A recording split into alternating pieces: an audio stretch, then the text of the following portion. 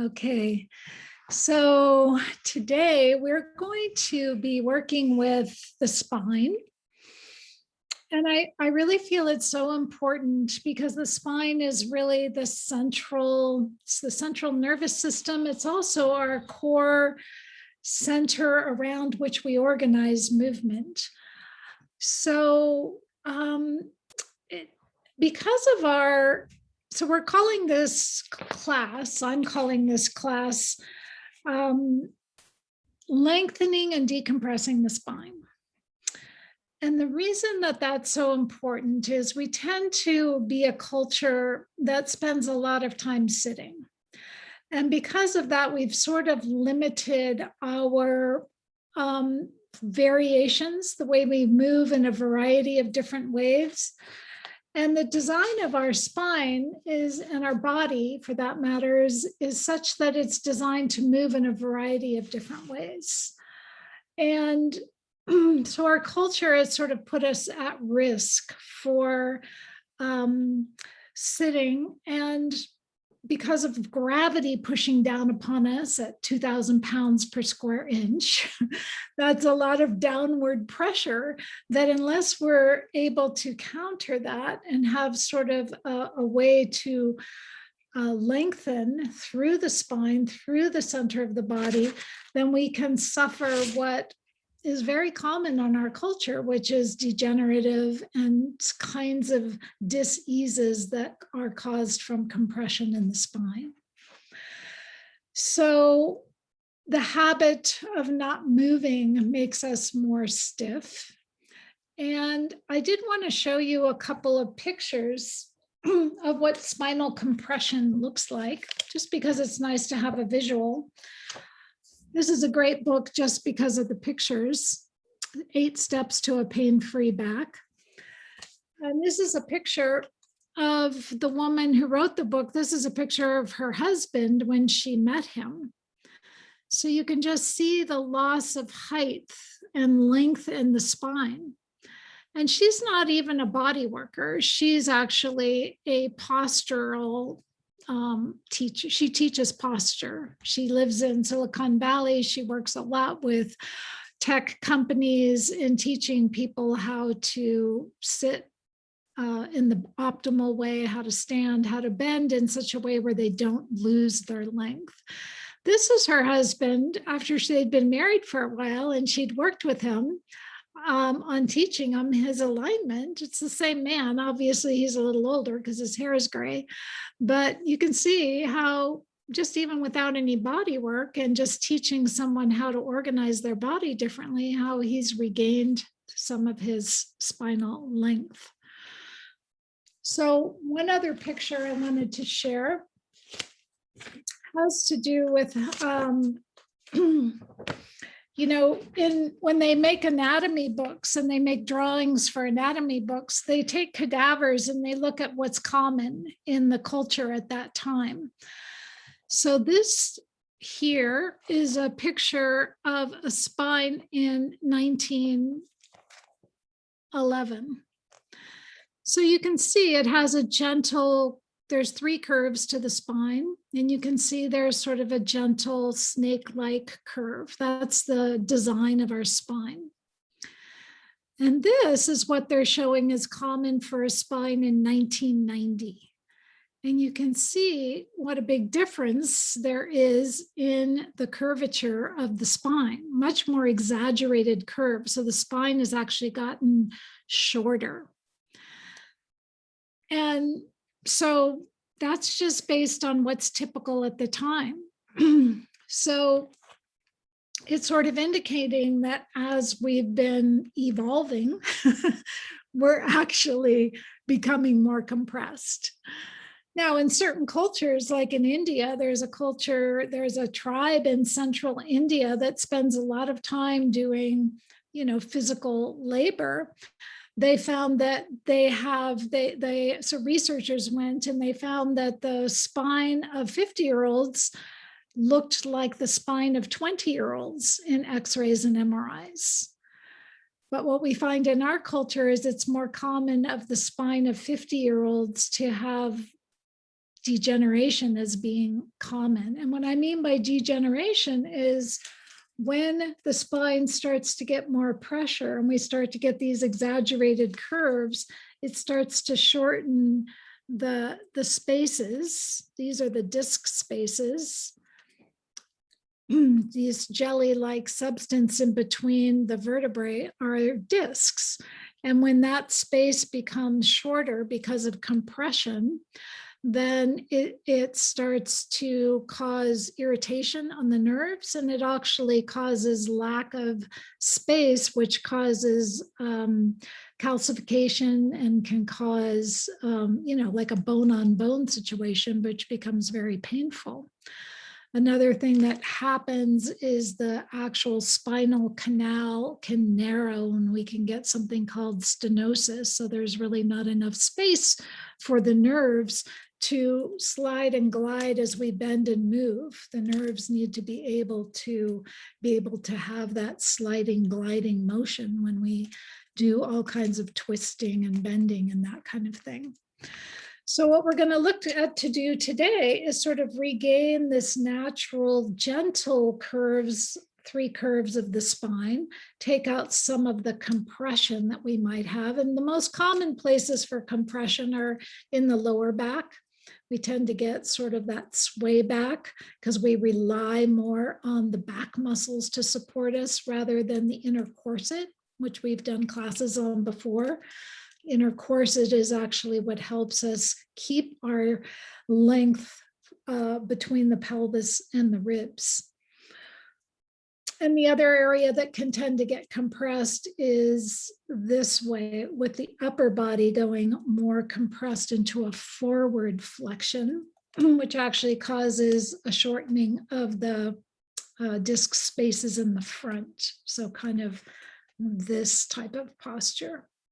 So again, optimally, we want to have this nice gentle curve, and we want to have the rib cage nicely positioned over the pelvis. So that's what we're going to explore today as a way of keeping our spine healthy and long and flexible. So let's dive in. I'd like you to lie on your backs and get comfortable.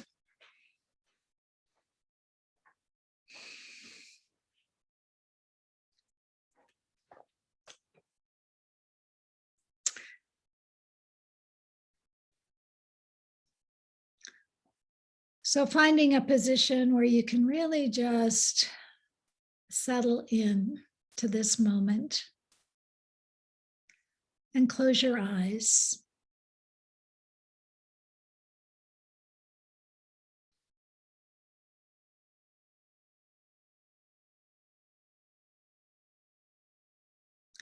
And just bring some awareness to your spine, just as you come into your space and let yourself really give yourself this moment, this time. And just sensing at a deeper level how this rhythm of your breath has an influence on your spine.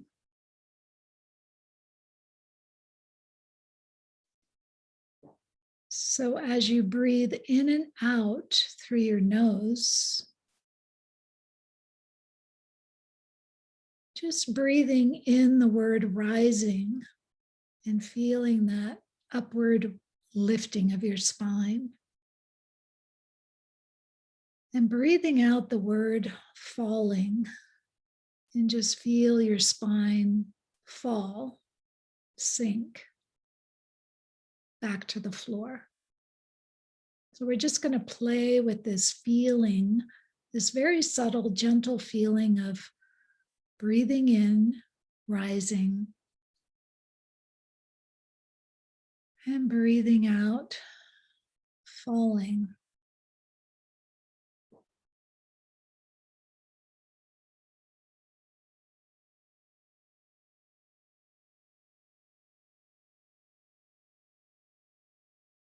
You might even associate it with the rise and fall of the waves, the tide, how there's sort of a cresting of a wave when it rises and a falling back or receding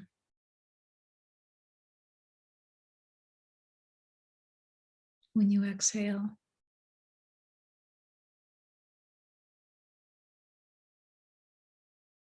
And slowing the breath down, just imagining your spine as a wave, tuning into what that natural rhythm would be for your wave.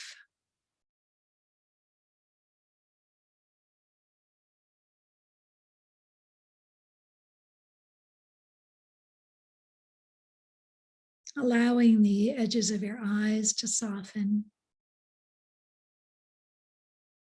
letting your eyes fall, falling back into the back of your head.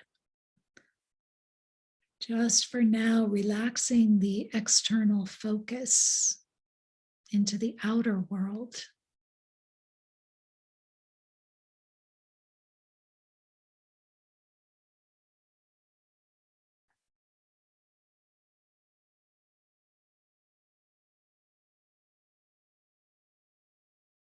And with your next exhale, let your jaw unhinge so there's just a little space between your teeth.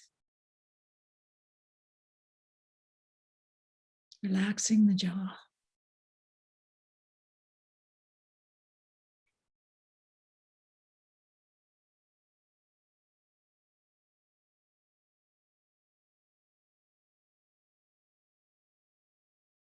And letting your shoulders relax.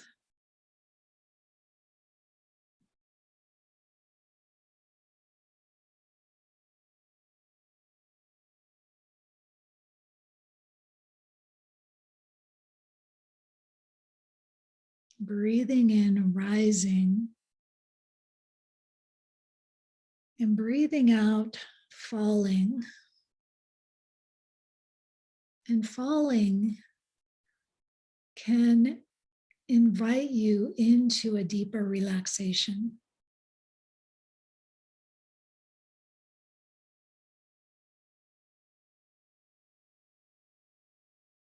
It's as if that falling, that releasing, that exhaling was allowing you to sink and let go of your day. Falling into the support of the earth.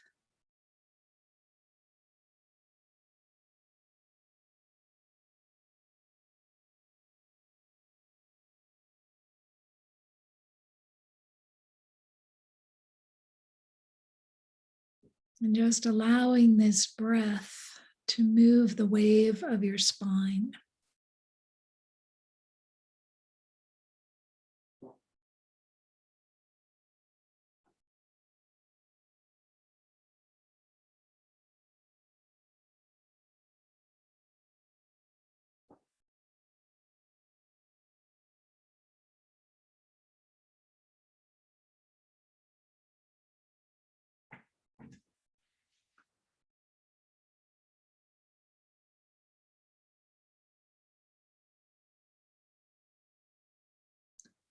And then just allow the body to continue the wave-like motion. As I direct some attention to some other parts of your body, just let that continue in the background. So see if with your next rising breath, you can feel that your ribs, your lower ribs expand and open and widen. And with your next exhale or out breath, you can feel the coming in or the narrowing of your ribs. So rising brings with it an expansion, a widening, and falling brings with it a narrowing.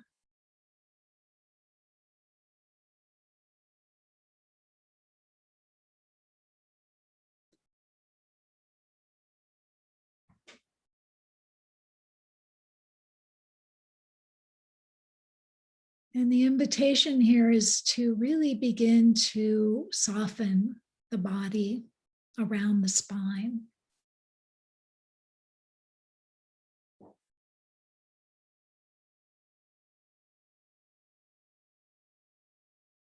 When we feel anxious, when we feel uncertain, when we feel unsafe, we can tend to rigidify or brace our spine and all the muscles around it to protect ourselves. So as we invite in this flow, the body begins to soften and relax.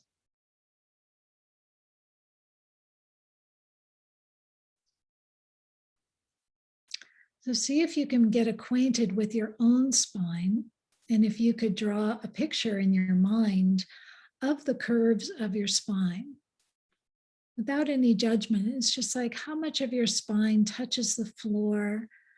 Where does it touch the floor? Where can you feel an imprint of your spine against the floor? And where can you hardly feel any imprint at all? Where are there spaces? There's no right or wrong here because there has to be some space between the floor and your lower back, but I'm just inviting you to notice how much space is there.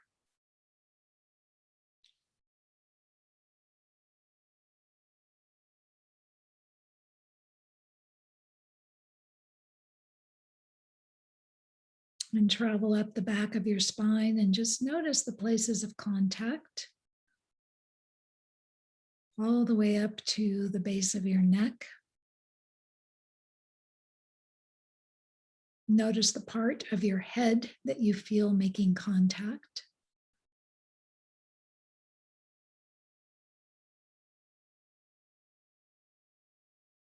And then travel down the front of your spine. So the spine is actually quite thick. It's not like a thin little pencil. So bring some awareness down the front of your spine and just sort of become acquainted. You have to really just extend your awareness to feel this. Feeling down the front of your spine.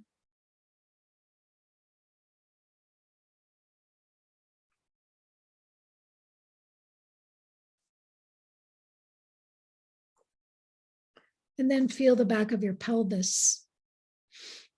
Notice if both sides are touching the floor, if one side has more contact than the other.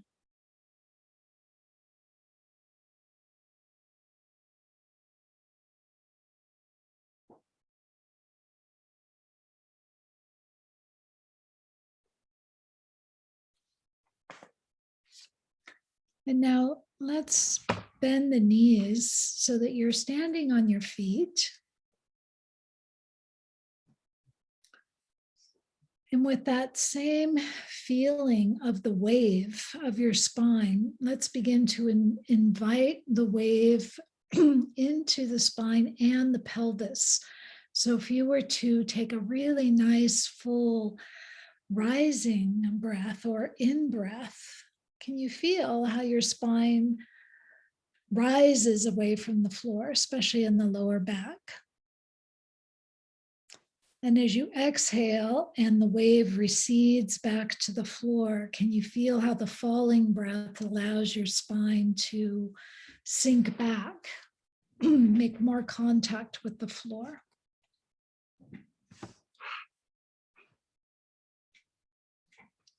So breathing in, rising, the belly expands, the spine arches.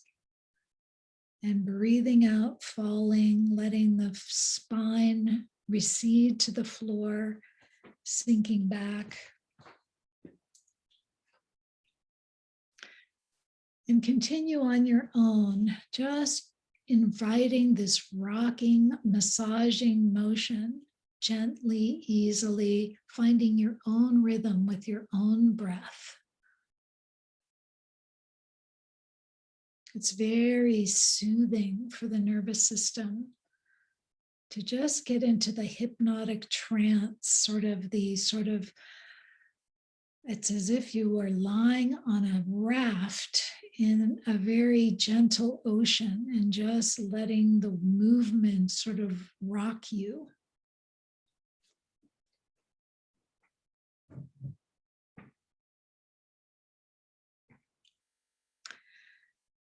And just notice as you're rocking your pelvis, if your head moves, if you could let go of anything in your head, could your head be participating since your neck is part of the spine? Could your head move in partnership with your pelvis? And if that doesn't feel connected for you at this point, then I just invite you that when the pelvis rocks downward and the belly is inflating, you can just lower your chin or look down and you'll begin to connect the neck with the rest of the spine as your pelvis recedes to the floor, your chin lifts away from your neck.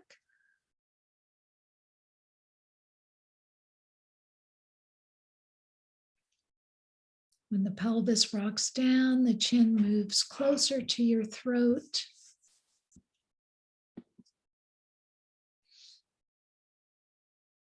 When the pelvis rocks upward, the chin moves away from your throat. And just now invite your attention to include your whole body. How is your whole body moving as your awareness is central in your spine, but then expanding out to the rest of your body? And notice if there's any parts that aren't moving.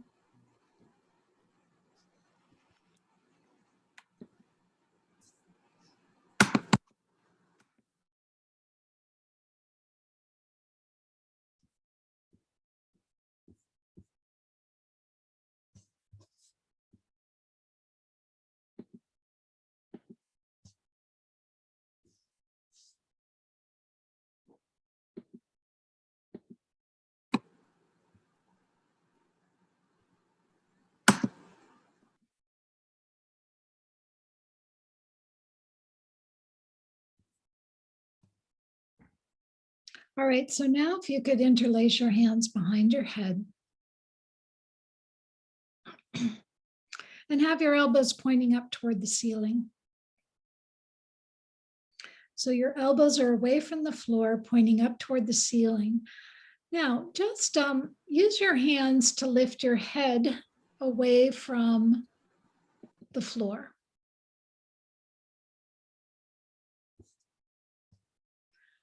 And now with your head lifted, keep it lifted for a moment, press into your feet and begin to lift your pelvis. So your pelvis lifts and notice how it invites the head to lower back down to the floor.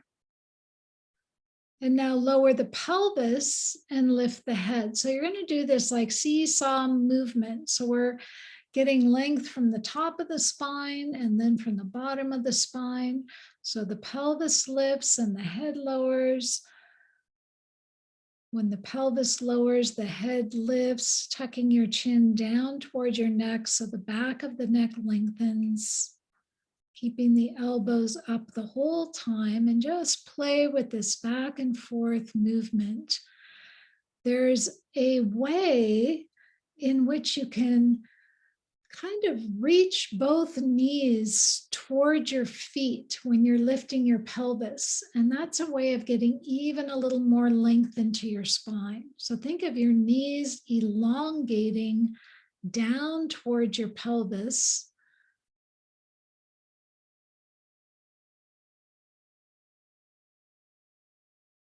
When your pelvis is lifting.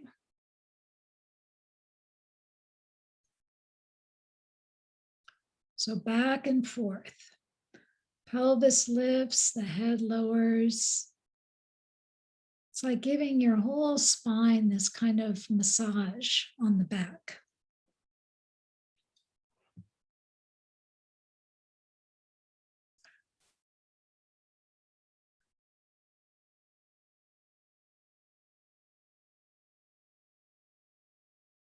Okay, and complete the one you're on.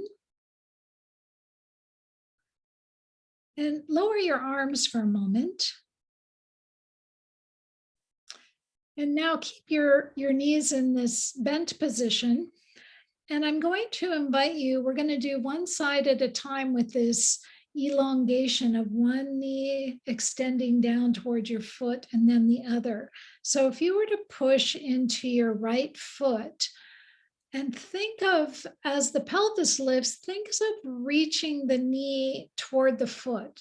Sometimes I like to call this pushing a button. So I visualize having a button in front of my knee, and my knee is reaching as if I was trying to push that button, and then lower your pelvis back down.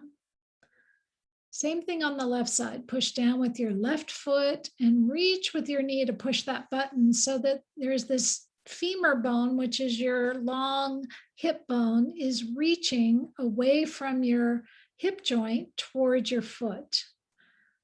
And just begin to feel how we're using this lever of your femur bone to begin to bring length into the spine. One side at a time, one knee reaching, using the pressuring of the foot to help lift the pelvis and lengthen the knee toward the foot. Gently. So we're not using any force here. It's a pleasurable feeling of elongation. If you're using too much force, you'll know it because your body will begin to feel resistant to that.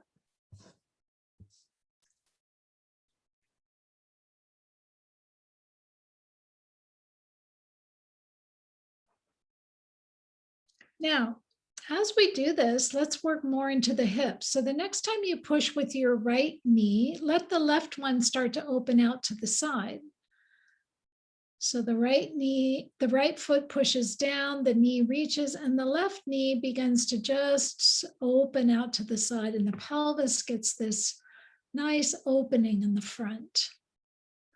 And then bring the left knee back to vertical, push down with the left foot, reach with the knee, and then opening out the right side.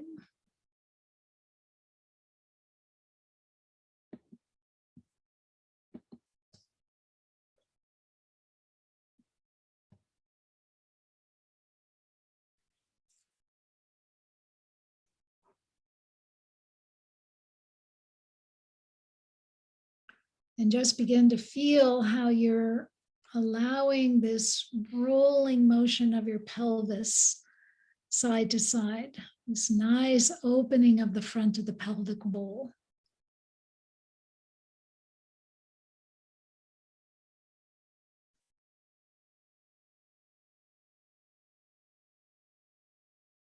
Okay, so now interlace your hands behind your head again. Elbows pointing toward the ceiling like we did before. Your elbows staying a little in toward each other. And this time, again, lift your head away from the floor. So just use your hands to help you lift your head. And now press into your right foot, just like we were doing. Let the left knee open out to the side and feel what's possible in terms of bringing your elbows a little toward your left knee. So you're kind of folding a little bit over to the left, and just feel that beautiful length coming into your spine. And then return, keeping the head pretty much lifted, using the left foot to push down to lift the hip, right knee opening out to the side, and then bringing your elbows towards your opening knee. And you'll have to feel just how much is enough for that. In other words, you're not really trying to overdo anything here, but it's the position of being able to bring length by lowering the chin, lowering the elbows toward that knee that's opening out. And just let this be really easy.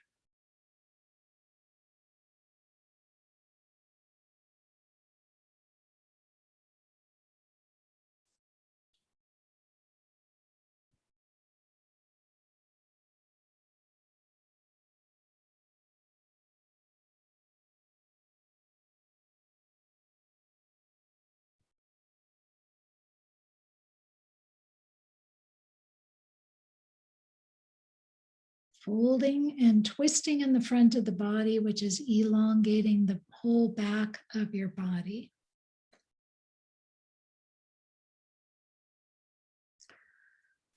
Okay, and then pause and rest with your arms and legs straight.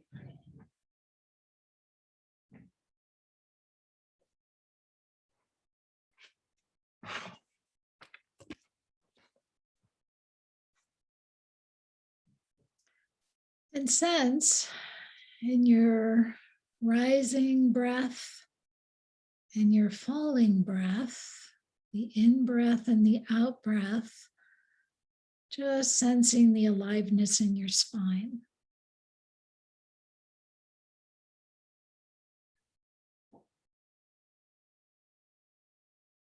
Notice the points of contact, your spine on the floor.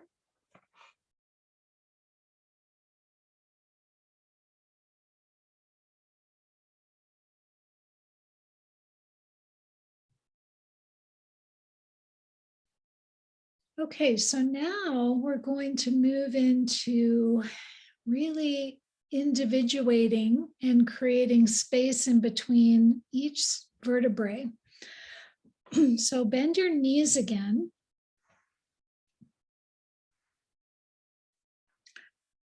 And so this is smaller and subtler movements. So I'm going to invite you to just think what it would feel like to only lift just your tailbone away from the floor. And then let it come back. So just that small movement, I like to call this peeling the spine away from the floor. So we're going to work our way up. But it's not a lift of your pelvis like we were doing earlier, where we were doing the seesaw movement. It's a real peeling. It's like if you had a piece of duct tape and you were peeling it away from the floor, it wouldn't come up all at once. It would come up one part of that piece of tape and then the next part. So begin to move a little bit higher up each time. So peeling a little more of your spine away from the floor.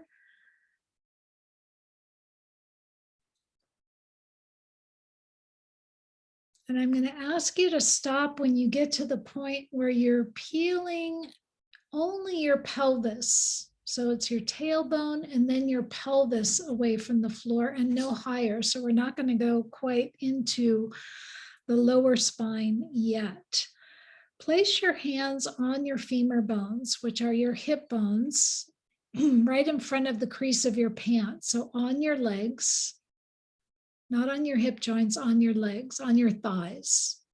So more so that the palms of the hands are on the femur bones, which are the thigh bones.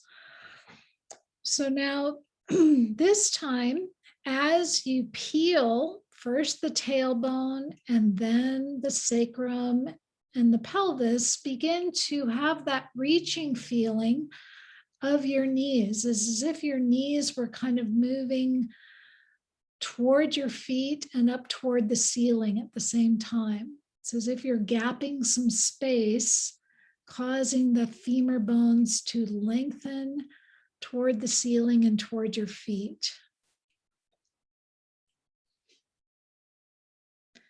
So as you continue to do this motion, see if you can peel and elongate your thigh muscles, your thigh bones, your femur bones, while you peel up a little bit higher each time.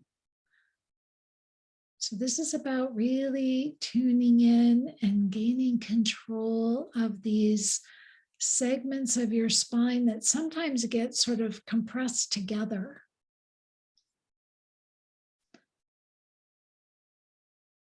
And just imagine that if I had my hands on your knees and I were just sort of pulling your knees a little bit towards your feet, it's that feeling of length.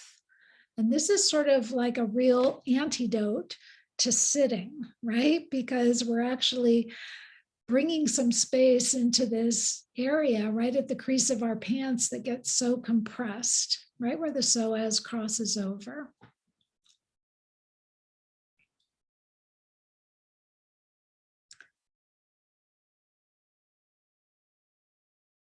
So if you were to imagine thinking of your spine like a chain with some pearls along that chain, like a strand of pearls, you could think of lifting one pearl away from the sand, and then the next one, and then the next one, and then lowering it back down one at a time.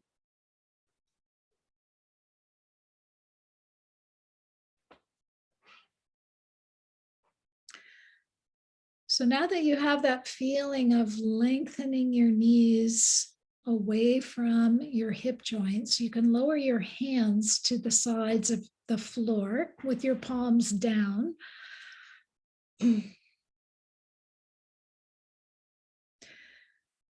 then do that same peeling motion that we were just doing and come up to about medium height. So peel first the tailbone, then the sacrum, then the lower spine, and not to the highest possible height, but somewhere that would be in the middle. With your hands, palms down, just begin to sway your knees a little to the right, a little to the left, and just begin to invite your rib cage to flow with the movement of your knees, swaying a little to the side. And as you're letting your knees go to one side, let the opposite arm, so if your knees are going to the left, let your right arm slide a little down towards your foot so that you are causing a little more movement through your ribs and your upper spine. Of course, your head will be going with your sliding arm. You're lifted at about medium height. And if you don't feel balanced, you can come back down and widen your feet a little so that you have more of a feeling of stability.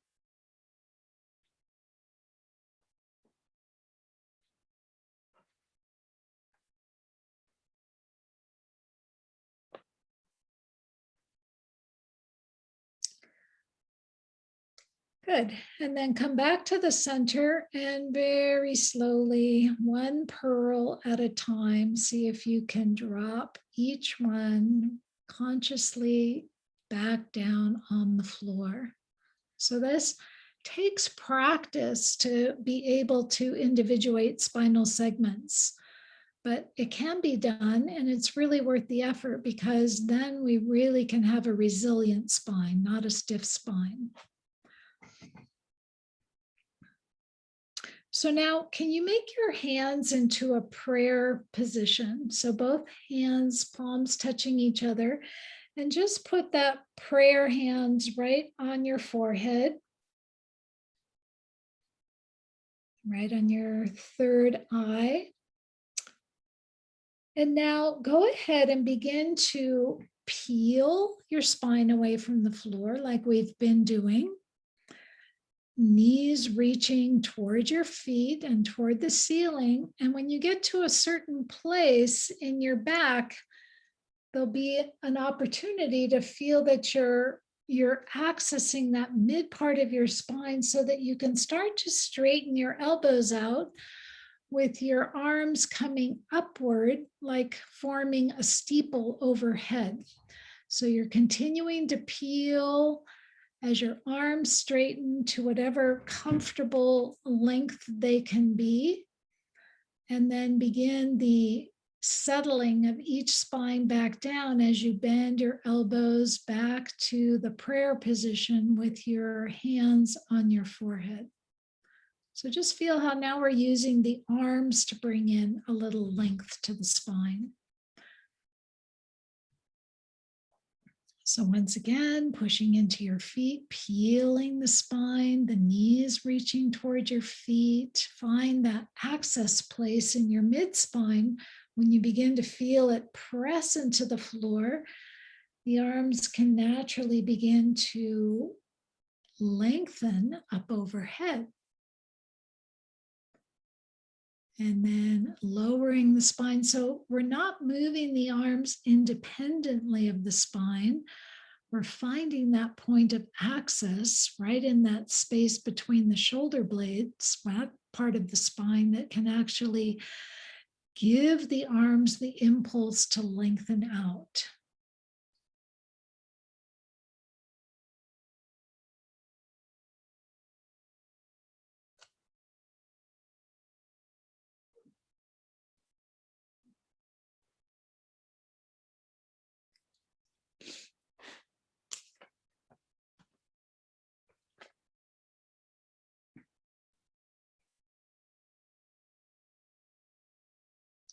Okay, now make a steeple with your arms over your chest. So straighten out your elbows.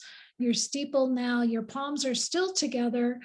Your steeple is straight up toward the ceiling with your elbows straight. Now, this is kind of interesting and fun to feel how connected the body is. So peel your spine away from the floor with your knees reaching toward your feet and lift the steeple comfortably up overhead to wherever. It doesn't matter how far, your shoulder comfort will dictate how far you go. And then just stay there for a moment and see what happens if you were to push your heels away from your butt. Does your steeple get a little taller? And if you were to kind of think of drawing your heels toward your butt, does it kind of shorten the steeple? So just play in this small range back and forth between activating your heels, moving away from your butt, finding a little more length in your steeple, and bringing your heels towards your butt, and just feel how the feet can actually bring some length into the upper body.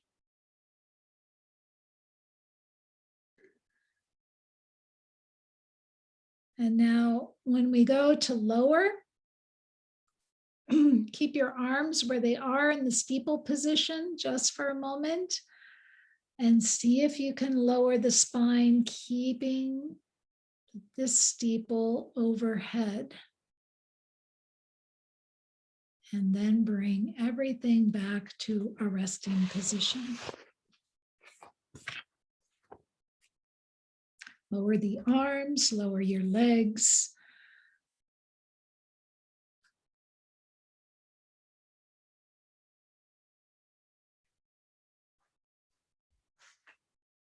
And just pause and sense and feel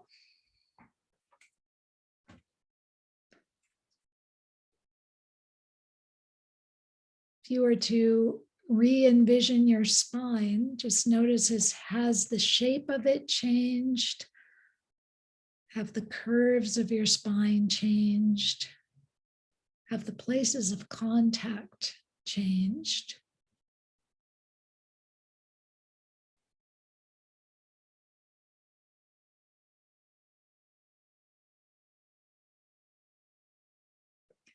And just allowing a few breath waves rising with the in-breath and falling with the out-breath to wash over your spine.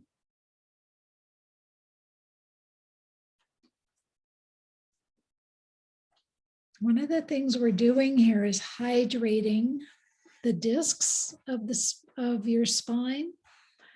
Discs can tend to get dried out from lack of movement, and they become like a sponge that you leave on your kitchen counter for a couple days and it gets dehydrated. So this movement is helping to rehydrate your discs. And we're also sending like cerebral spinal fluid up and down, washing your spine. So it's very calming for the nervous system. So as you take a rising breath, just visualize that wave of calming energy flowing up your spine. And as you take a falling breath, just imagine anything, impurities, any toxins, just releasing from your spine. Anything the body's ready to let go of, letting it drain back out into the earth.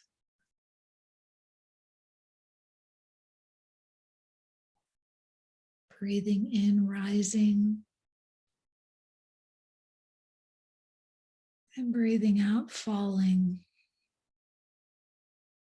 And just notice if your spine can fall a little bit deeper into the earth.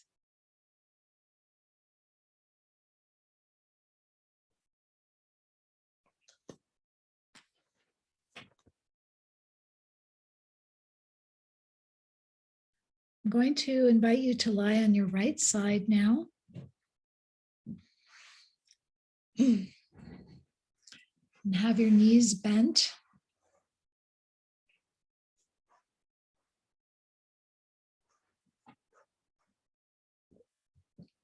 And interlace your hands behind your head.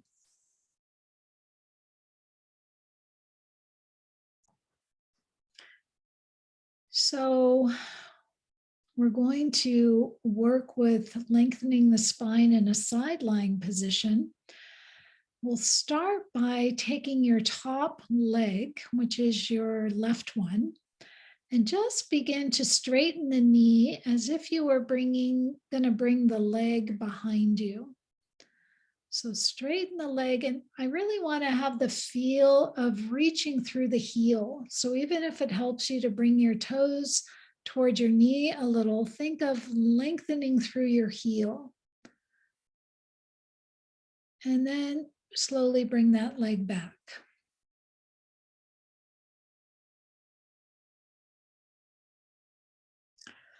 Now, we're going to treat the legs like scissors. And by scissors, I mean, when I talk about scissors, when one leg is doing one thing, the opposite leg is doing the opposite movement. So as you're straightening out your top leg, bring your bottom knee just 2 inches, no more, not very much at all, maybe even an inch towards your chest. Just feel this scissor-like motion. From here, can you please also press your head back into your hands? So you're activating all the muscles in the back of your spine, from the back of the head down to your sacrum. It's as if your chin was going to lift away from your neck a little. Your eyes look up toward the ceiling. So that's sort of the whole, all the pieces to this movement. Now, bring your leg back to its bent position. Bring your other leg back to its starting position. And now bring your elbows a little forward towards your knee, lowering your chin so you're lengthening the spine in flexion. So extension is straightening the leg, scissoring the leg so that the bottom leg comes just an inch or so toward your chest, and without twisting your neck, just looking upward with your eyes, your head tilting back so you can feel the connection all the way from your heel to the back of your neck. And then flexion is bringing the knee back to its bent position with the elbows moving a little towards your knee, rounding your spine. Use your pelvis to help you here. So you're not leaving the pelvis out. Pelvis is helping. Straightening the leg. reaching through the heel. Even bringing the toes upward towards your knee helps to feel that you can use your heel as a lever to lengthen your spine. Head tilts back, and then flexion. So the scissoring that we're doing with the legs is actually a good release for the sacrum if you don't exaggerate it. So just feel into what's stable for your sacrum.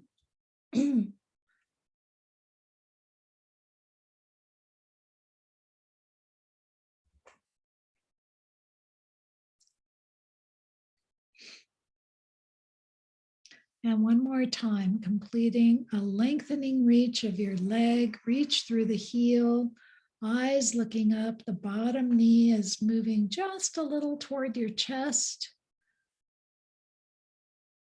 And then folding forward again.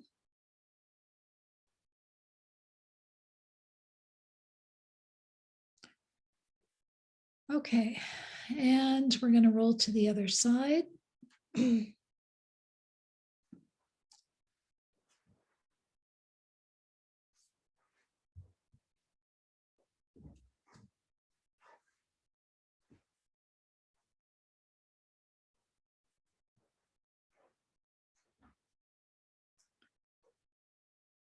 So I often say, and it's never too many times to say it, but the listening that you're doing within your own body is your guidance system. So all these movements need to be from a place of listening, which means that you're not overriding your body's intuitive sense. It will guide you if you listen. So it's really not so important how big movements are, but it's important how the integration of the movements, that's where the learning is happening. So please just be gentle with yourself. You don't need to prove anything. There's nothing to accomplish, and less is more. So let's start with just the feel of straightening your top leg and see if at the same time you can just suggest to your bottom leg, your knee, to come just an inch toward your chest so that both legs are working. This would be like what we do in walking. One leg goes back and the other goes forward. So just feel the movement of the legs, learning how to work oppositionally.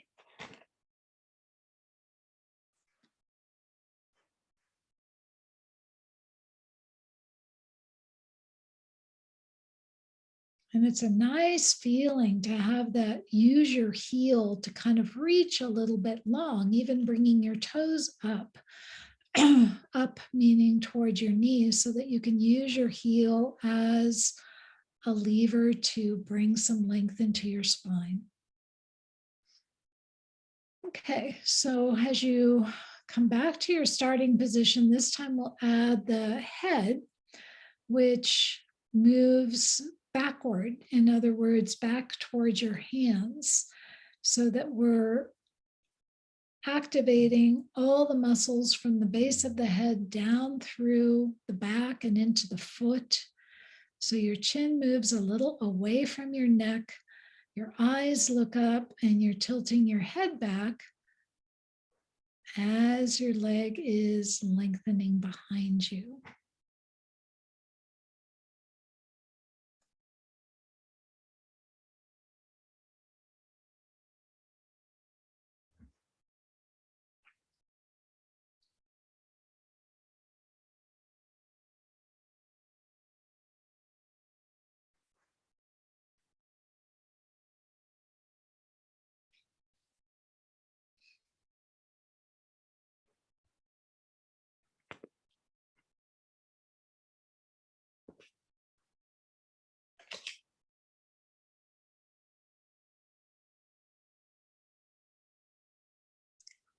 And you're still breathing.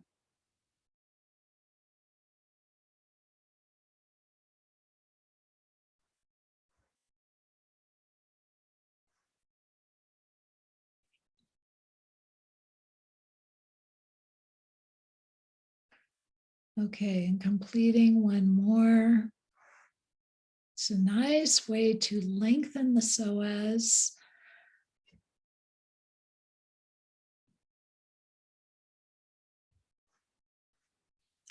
And roll back over onto your backs.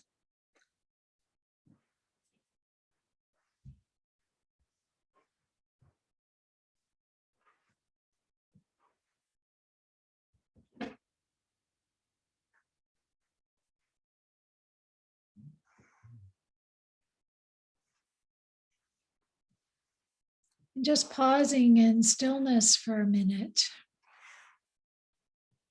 allowing your body to integrate that.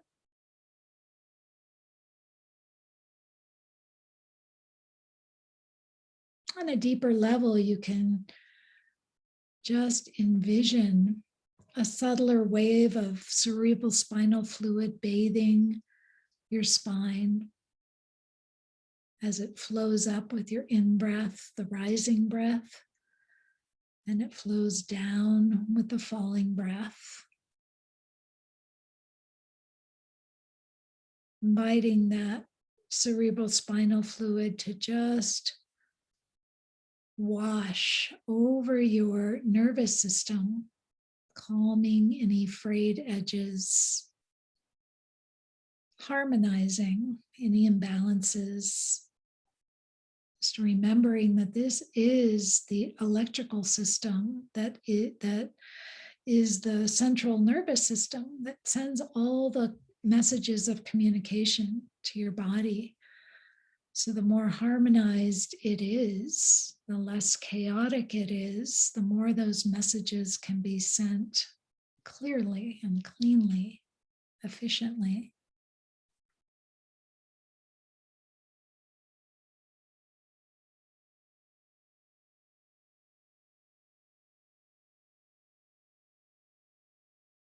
Maybe you have a certain color that you would like to wash over your spine. Have this fluid bathe your spine in a particular color that would be soothing, calming.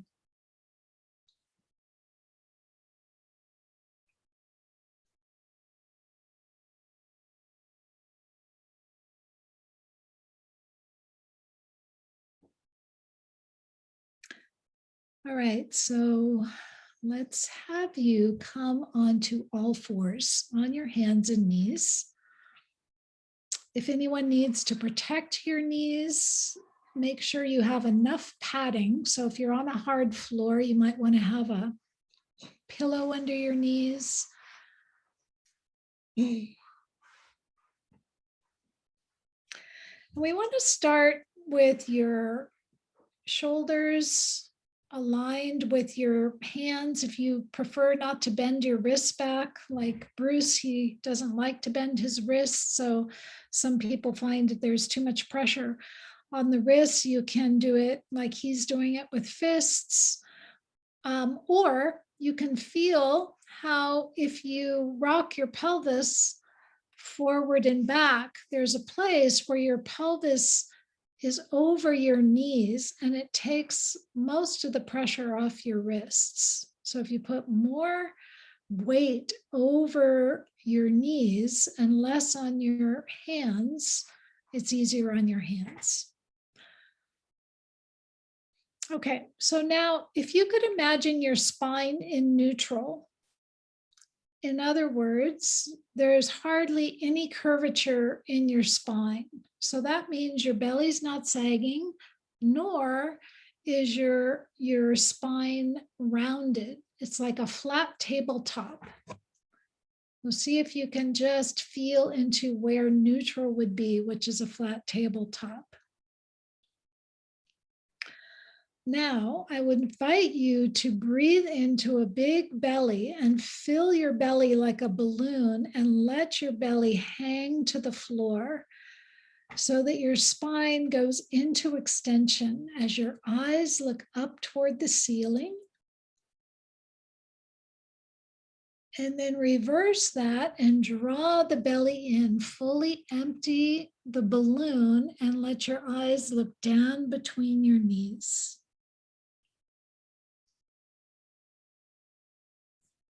So once again, looking up, letting your belly inflate with a big breath. The belly has to relax and hang in order to move your spine. Draw the belly in, disappear the belly as the spine rounds and looking down between your knees.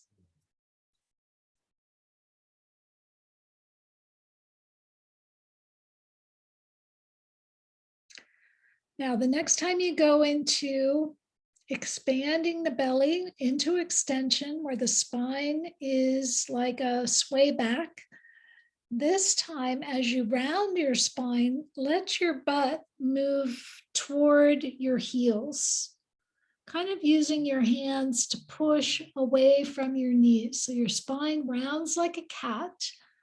Draw your belly in and your butt moves toward your heels. Sort of sliding, your butt's moving towards your heels as if you're coming into child's pose. So sit closer to your heels.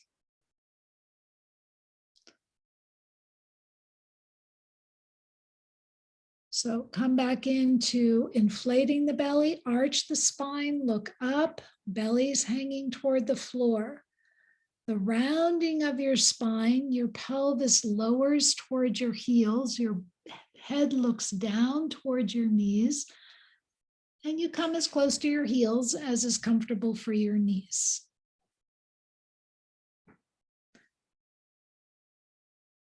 And just feel how when you lower your butt towards your heels, you can kind of lengthen your arms away from your body and get that nice long spine.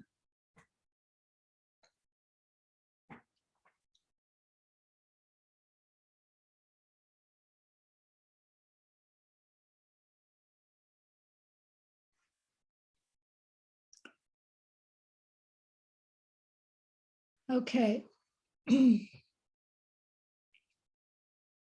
So now, if you're able to sit on your heels for a moment, do that. We're not going to be there for very long, but interlace your hands behind your head, your elbows on the floor, and now start to lift your butt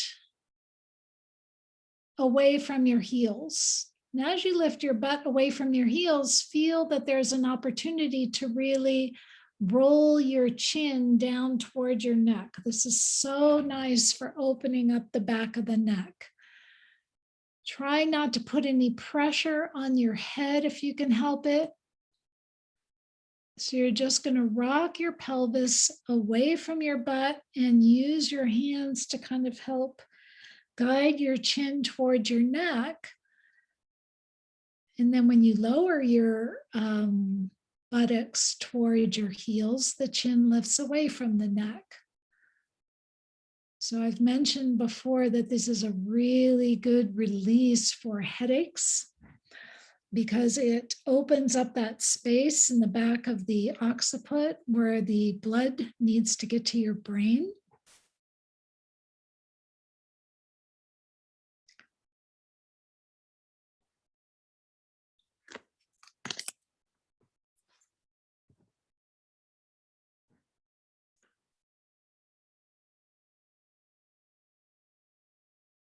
Beautiful. Okay, and once you feel complete with that, you can roll back over onto your backs.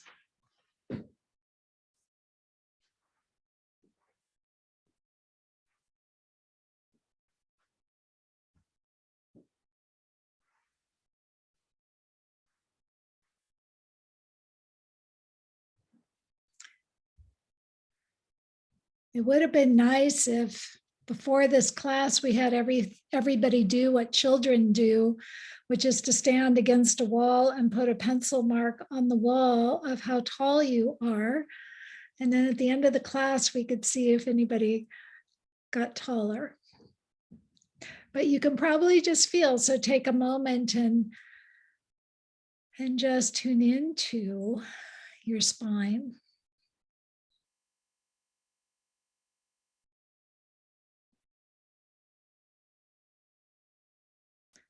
and really treating it with care and kindness. There's something just so awesome about this elaborate communication system. All these nerves telling everything in our body just what to do and how to do it at the right time. It's just phenomenal. So just taking a moment to fully really appreciate that. And that we're participating in helping to facilitate that to become more efficient.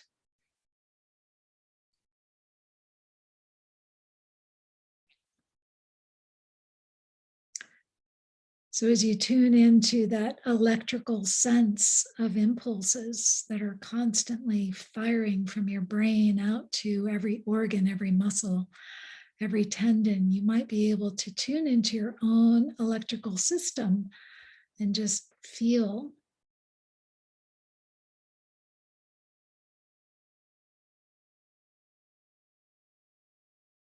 Does it feel more harmonized?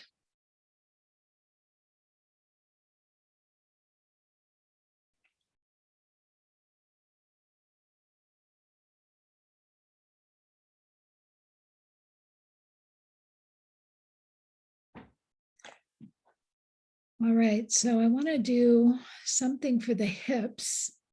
So we'll bend the knees again and have your legs rather wide, so a wide stance. Now, if you were to roll onto your inner arch, so the big toe sides of your foot, notice how the knees kind of begin to come together. If you activate those inner arches, you feel that you're starting to lift the pelvis a little bit. So lower that back down. I just want to warm you up here. Now roll onto the outside arches of your foot and activate those. Feel how your knees open, and just by activating, feel how the pelvis lifts. So here's what we're going to do. We're going to start with the inner arches. So roll onto the inner arches and activate that and lift the pelvis. You can peel the pelvis, since now you know how to do that. Start to peel the pelvis away and stay lifted as high as you'd like, and roll onto the outside edges of your feet, and then see if you can peel back down. So slowly, incrementally lowering, rolling back onto the inner arches of your feet. Peel the spine away from the floor. Stay lifted and roll onto the outside edges and unpeel or lower the segmental vertebrae back down, going slow so you have good control. And do that one more time. Remember, it's a peel, not a lift.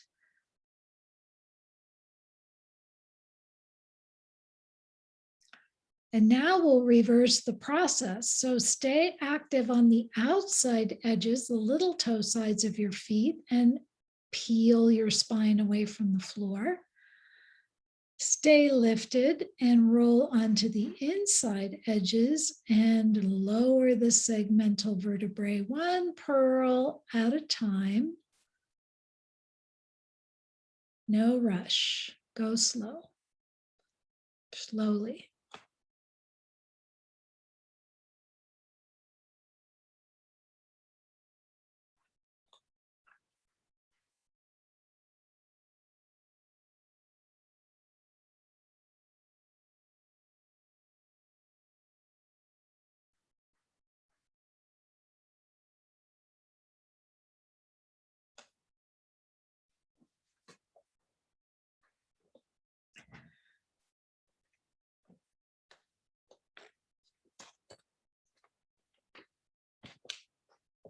Okay, and complete the one that you're on.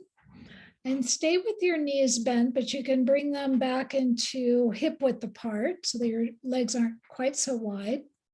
And let's just revisit the first rocking motion we did of the pelvis. So this gentle wave-like motion, using your breath, breathing in on the rising breath, breathing out on the falling breath.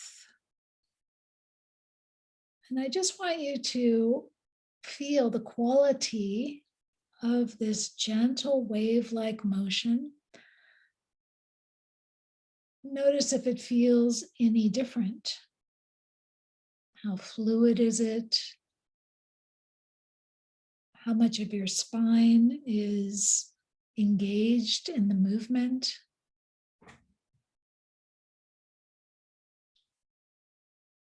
Is your head part of the rocking, waving motion?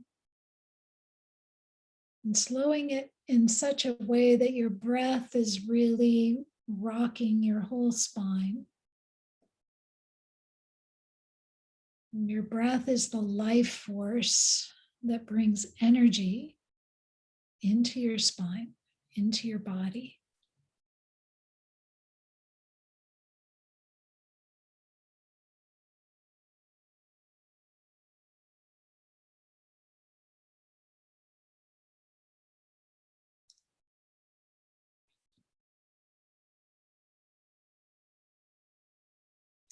Just notice whatever difference you feel qualitatively in this movement from when you began.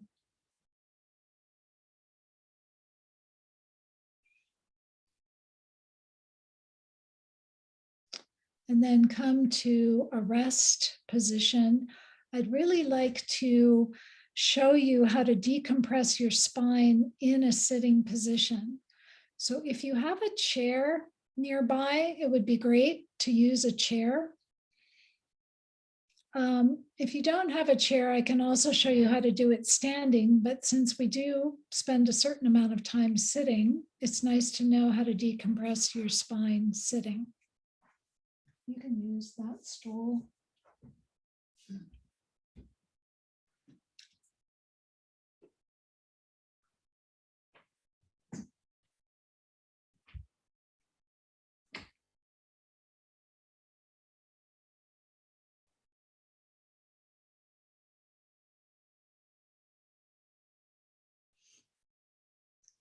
So this movement is going to involve the transverse abdominis, which is, as I mentioned before, it's your inner corset. It's key for keeping the length of your spine and the support. So when we collapse, we tend to sort of get a belly that hangs out. And we also allow the torso to sink onto the pelvis so we lose our waist. So if everybody's in a seated position, just put one hand on your lower back. First of all, make sure that you're on your sits bones. That's really important in any sitting position. So the sits bones, if you don't know where they are, there are these bones right here, and they're meant for us to sit on them, these bones right here.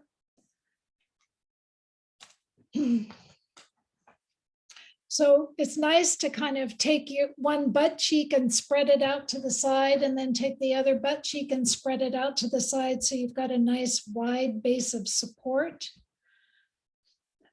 Now, notice how if you rock your pelvis forward, like we were doing in some of the movements, your spine arches and your belly hangs out. That's going to cause your spine to be compressed. If you're sitting a lot that way, you're going to actually be putting your spine into a sway back. The other way, which can also be common in sitting, is to rock the pelvis back. So then you're going into the slump. And if you start to do computer work that way, then you're causing a collapse of your spine in the front.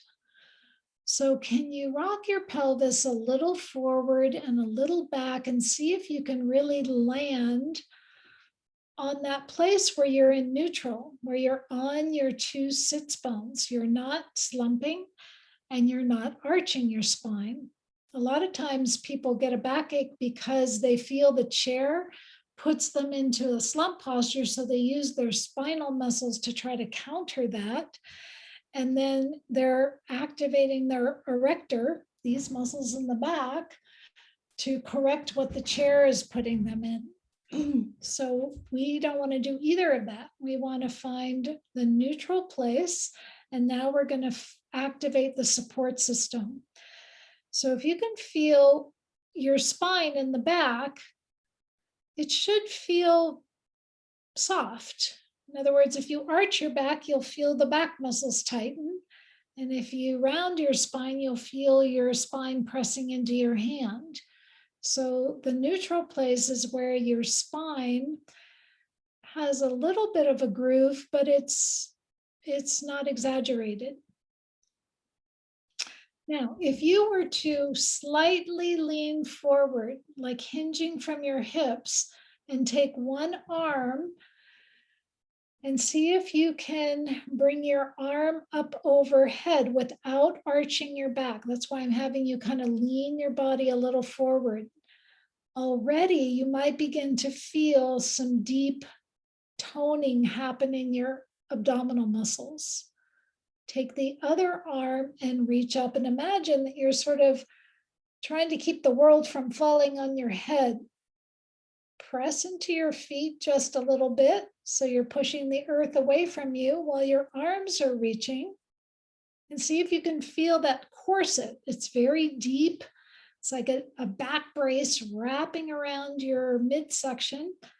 And then lower your arms and see if you can have that same feeling of the back brace without collapsing out of it. So let's go through those steps again. You find the neutral place of your spine. You're on your sits bones. Bring one arm up. The mistake people make is to lean back, which is going to arch your back. So if you lean your body a little forward, almost like you were going to get up off your chair, put a little pressure in your feet, one arm and then the other arm, sort of a diagonal. I'm not coming straight over my head because I don't want to go into a sway back.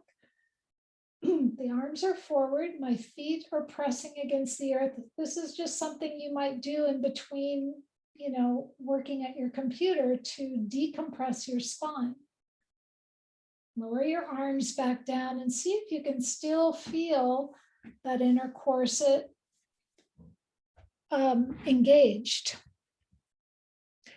Once you know and recognize that feeling, you can put your hands on your thighs, just like we were doing in the earlier movements, and press into your feet and press your hands so that your femurs are moving a little bit away from your hip joints, kind of like you're tractioning them.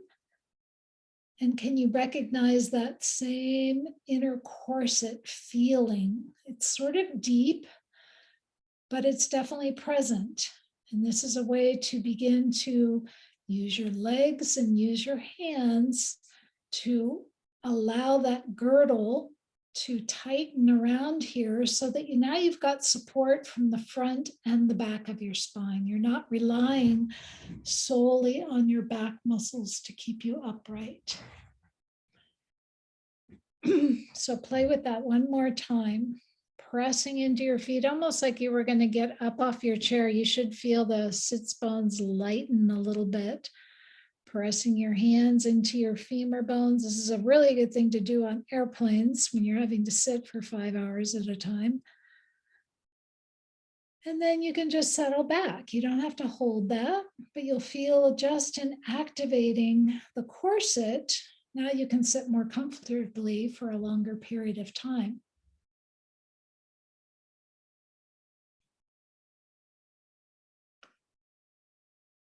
Okay.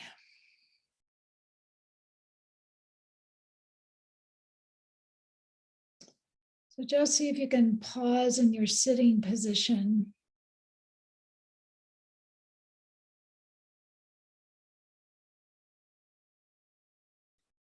And breathing all the way down into your pelvis as it settles.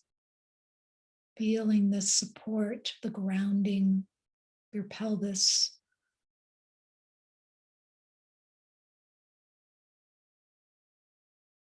Allowing your feet to really sink into the touch of the earth.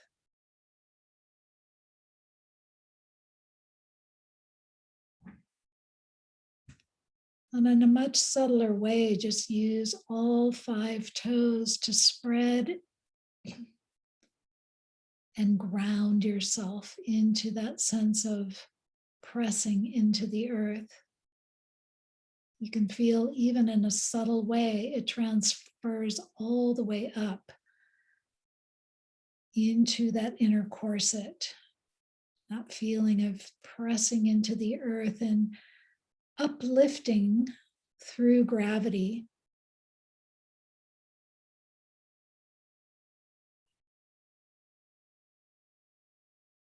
So as you do that, pressing into the earth, see if you can add a rising breath all the way up your spine. And exhale, add a falling breath, letting yourself sink back down. Breathing in a rising breath, and allow this breath to come from the earth, inviting the nourishment of the earth into your body. And with a falling breath, giving back to the earth anything you no longer need to carry, releasing, letting go. The earth recycles what you no longer need. Breathing in a rising breath, drawing that nourishment up through your legs.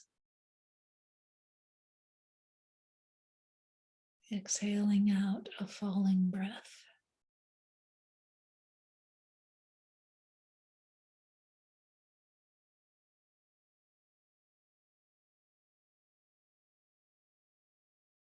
Just like we did on the floor, bringing this into a soothing, rocking,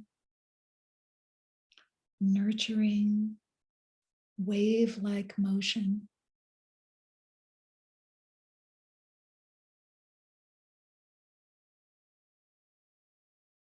Letting your head move with your pelvis.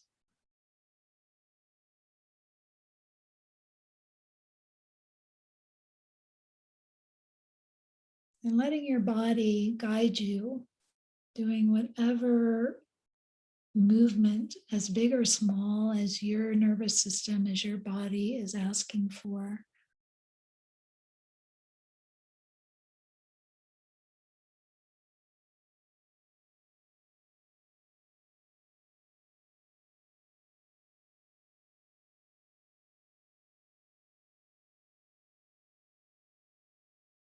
Letting your body impulse invite you into moving in whatever way your body particularly needs.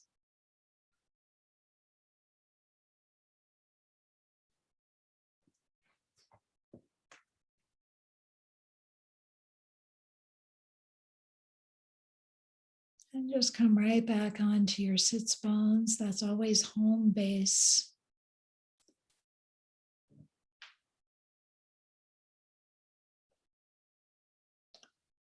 So I invite anyone who would like to ask a question or have any comments to unmute themselves.